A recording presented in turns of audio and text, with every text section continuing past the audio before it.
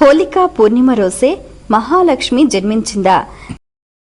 మన పురాణాలు 18 ఉన్నాయి. తర్వాత మనకి శ్రీ సూక్తాదులన్నీ ఉన్నాయి.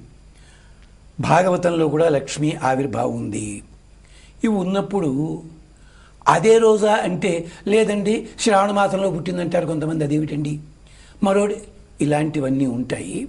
కానీ ఇక్కడ జరిగింది ఏమిటంటే లక్ష్మీ ఆవిర్భావం రోజుని ఆ సమయం లోపల దేవతలు, గంధర్వులు, అప్సరసలు వీళ్ళంతా అర్చన చేస్తారు. అక్కడ ఉండే విధానాన్ని మన పూర్వీకులు చాలా అద్భుతముగా వర్ణన చేశారు.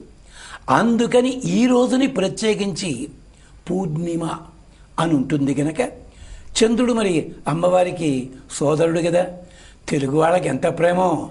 చంద్రుడు అనం మనం చందమామ, అమ్మకి సోదరుడు కదండి. అందుకని లక్ష్మీ ఆరాధన చేయడం కూడా మనకు కొన్ని ప్రాంతాల్లో అలవాటుగా అయ్యింది. అది నెమ్మదిగా చరిత్రలోకి చొరబడింది.